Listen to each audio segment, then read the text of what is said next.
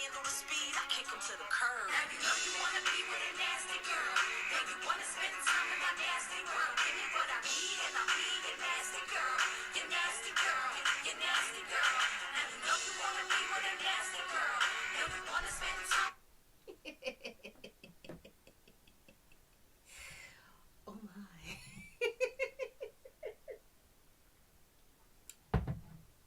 Good morning, good afternoon, and good evening. This is Pam from Pamela Entertainment TV, and we are about to review Season 1, Episode 3 of Queens. So, how's everybody doing? Everybody doing good today? I hope so. Sometimes we feel a little crappy, but, we try our best to persevere. Child. So as we pick up on just a recap, the Nasty Girls last episode were gearing up for their I guess it was just a show. They were going to sing their old songs from back in the day, and then they were just kind of gearing up with all the things that were going on in their personal lives to see to see if they still had the it to go on with their personal lives. We saw a little bit of excerpts of everybody's life, including Baby Bop. So now we're here. As the episode opens, we see that at the end of last episode, Brandy was in a conundrum of whether or not that she was going to do her solo deal or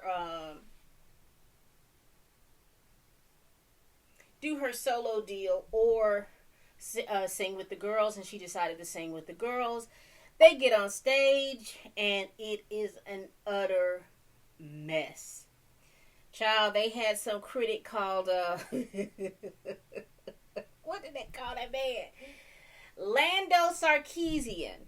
Child, he probably some little snot-nosed little grown boy in his basement behind his computer trying to critique something from probably before he was born, but I digress.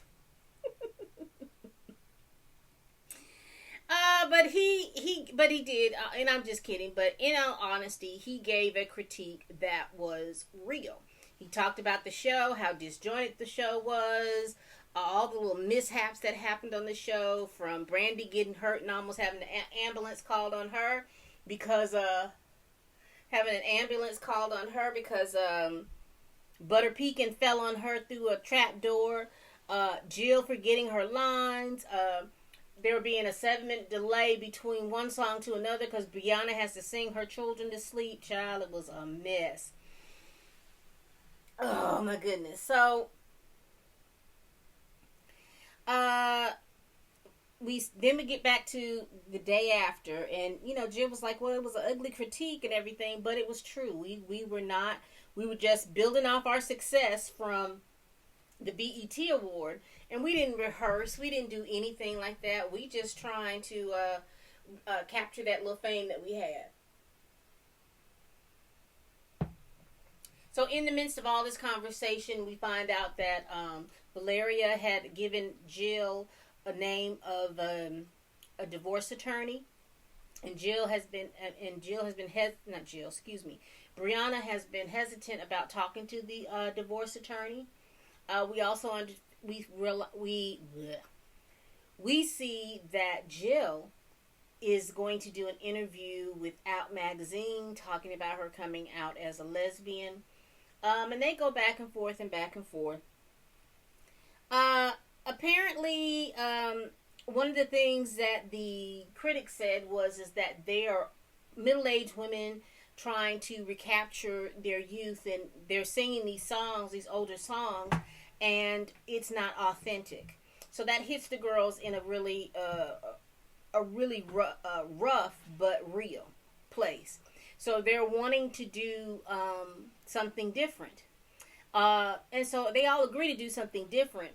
However, the way it used to work, it was that Explicit found the beat, and then started doing her lyrics, and she would write Valeria's lyric, and then Jill and Jill and Brianna would jump on the beat, and that's how Naomi thought it was going to work. And then Brianna was like, "Wait a minute, you think you the better rapper or whatever?" They just started getting into it, and honey, they had them a nice old rap battle, child. It was good.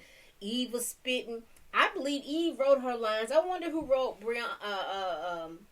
Brandy's rap. But either way, they sounded good. They were battling. Then Naomi gets mad because she lost. Not Naomi. Yeah, Naomi gets mad because she loses that rap battle to Brianna, and so she's like she always does. She storms out, and so basically what they all decided is that they were gonna all write their own rap and come back and then I guess spit their own rap. So again, Naomi storms out. So then what happens is the way this episode is that you get one of the members' names up in gold letters, and then it goes on to their particular storyline. So first up we have Brianna. Brianna is called. She goes to see the divorce attorney. The divorce attorney tells her, you know, if you're going to divorce your husband and all this other stuff, this is war. And Brianna was like, no, my husband is a good thing. She says, listen, everybody is a good person until you start a divorce proceeding. And then that's when you have the issues and that's when you have the problems. And so Brianna is very hesitant about this. After her meeting with the divorce attorney, she has to go sit in the principal's office of one of her daughters because the daughter has brought her nasty bitch plaque to school and started cussing and just calling people nasty bitches. And the principal is trying to explain that, you know, we have to talk about her language and being in the school. And so the father, Brianna's husband, comes in, and I don't remember what his name is. I don't know if it's Nick. I don't want to say Nick or Max, but I don't think it's either one of those names. He comes in and goes on this whole diatribe of the social constructs of a name and how women are taking baby back. Just a whole big old thing. But anyway, baby girl does not get suspended or she has to leave her school. The husband is really trying to work with Brianna to get Brianna to come back. Apparently his memory has come back. He takes her to a distillery. I couldn't think of the name when I was writing my notes. But he takes her to a distillery where he has purchased, I guess, a bourbon keg with their name and the day that they got married. So this was the bourbon that was distilled that day and put in the wine, put in the kegs. And I guess they had them like in personalized kegs, which was cute. I thought that was a very cute that was a great little marketing little thing that, you know, tell somebody that this is the day that we put this bourbon down and you can come in and you can own your own keg and you wait for a few years before you can break it open. Just masterful. Anyway, he's really wooing her, wanting her to know that he loves her and he wants her to come back. Brianna is unsure, and Lord have mercy, while they're sitting there having a moment and they're laughing and having a good time, how about the girl calls Brianna's husband on the cell phone? So that just really messes it up. He's like, I don't know why she's calling. She keeps calling, and I don't answer. I just don't know how to tell her to stop calling. So they go back and forth and back and forth. In the midst of all of that, Brianna tells the husband that she went and saw a lawyer. He's crying. They're crying. And Brianna's like, she doesn't really know, but she knows that she doesn't like feeling the way she does, and she knows that she doesn't feel like she can trust him. Then we go over to Jill with her names in the big bold letters. Also, after each person, or right before you go to the next person, you start to hear a little bit of the rap that each one of the characters is creating. So we heard a little bit of Brianna, and hers is about her husband. Then we go to Jill, and Jill does an interview with a reporter from Out, and Jill is going over some things. And this reporter is very flirty McFlirty. I'm just going to tell you right now, she's flirting with Jill.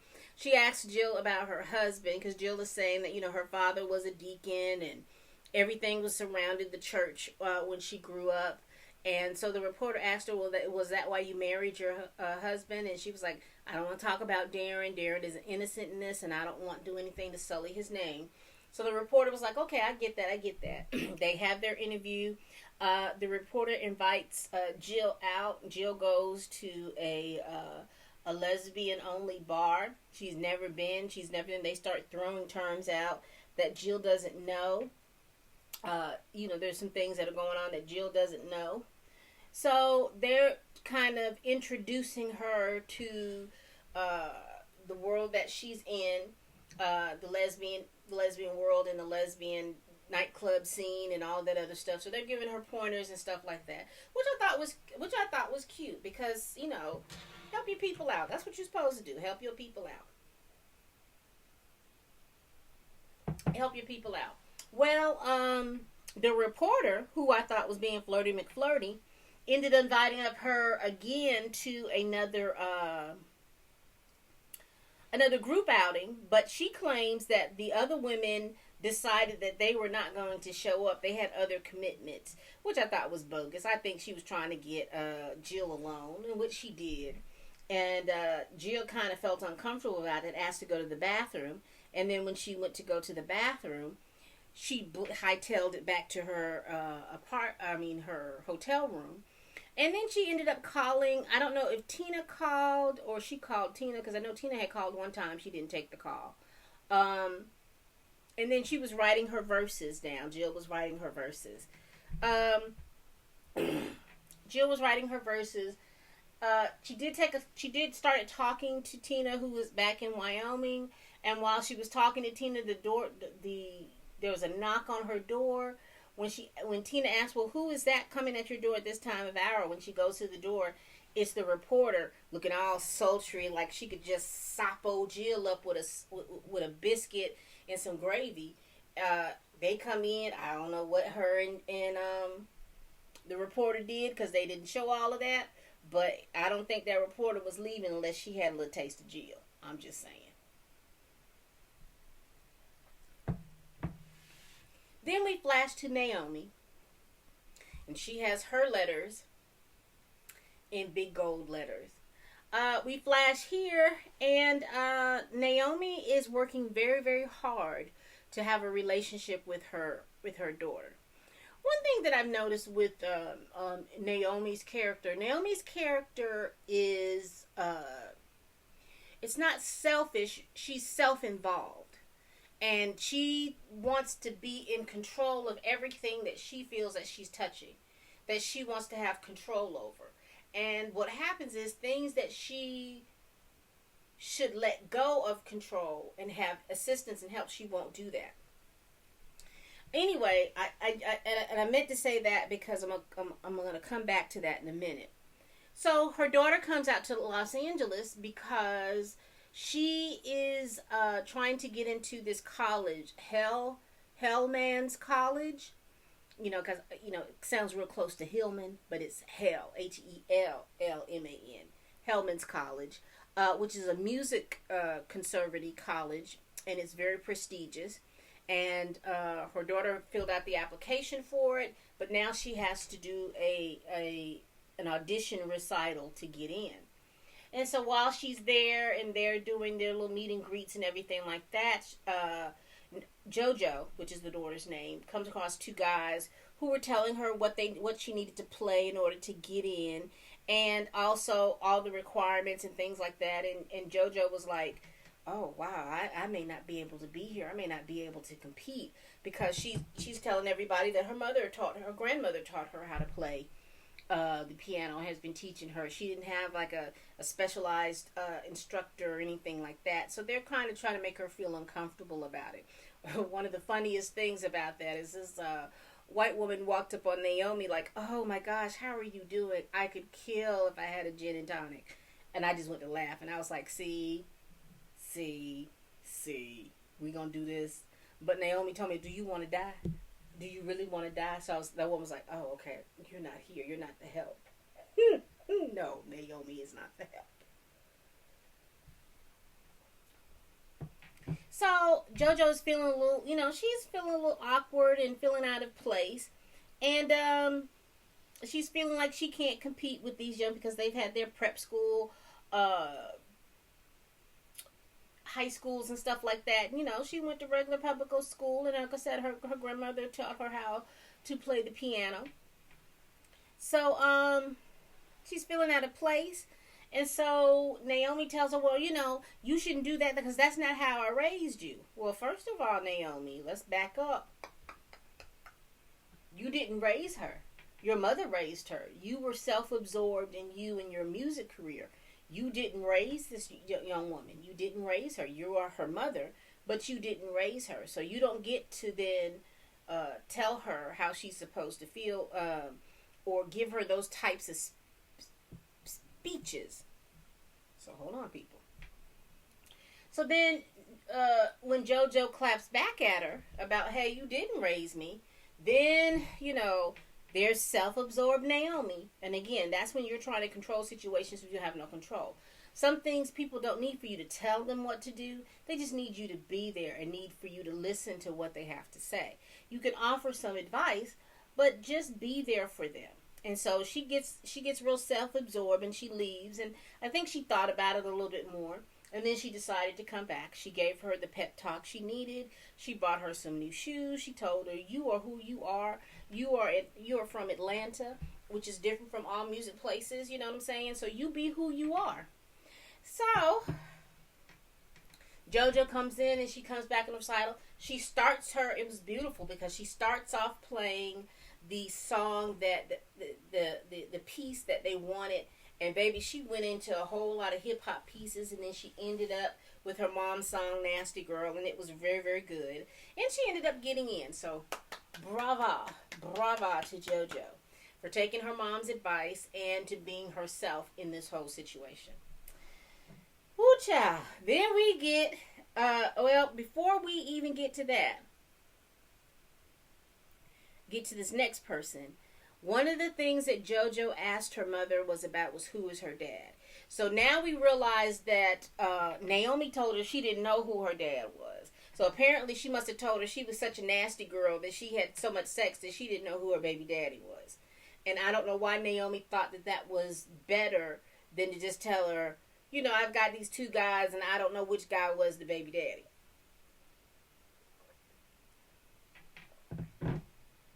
Now, last episode, we saw that JoJo ate her food like Cameron's character, and so which could lead that he's the baby's daddy.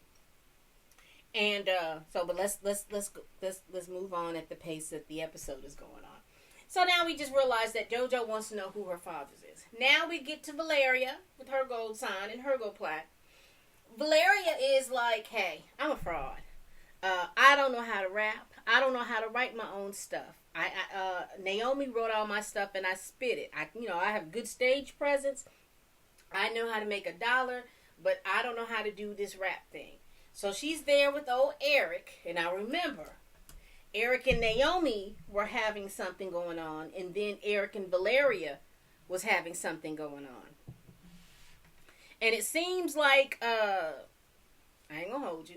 It seemed like Eric liked Naomi for her artistic stuff and fell in love with that. But then he liked Valeria because he thought she was pretty and, because she was a go-getter and a hustler and would get all these things.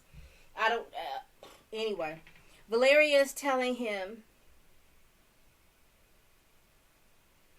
she was telling her all this thing, so he decides to take her to this Puerto Rican restaurant, and then she reveals that she was an orphan. She was orphaned when she was baby. The only thing that she had was a diaper on, a onesie on, and then the Puerto Rican flag draped across her body. So she knew that she was Puerto Rican. She knew that she had that kind of connection, but other than that, she didn't. She talks about how she has lived her life hustling, and how she knew if she wanted to have money. She came from nothing, and she wanted to have nothing. She knows how to conform to situations so that she can get what she wants.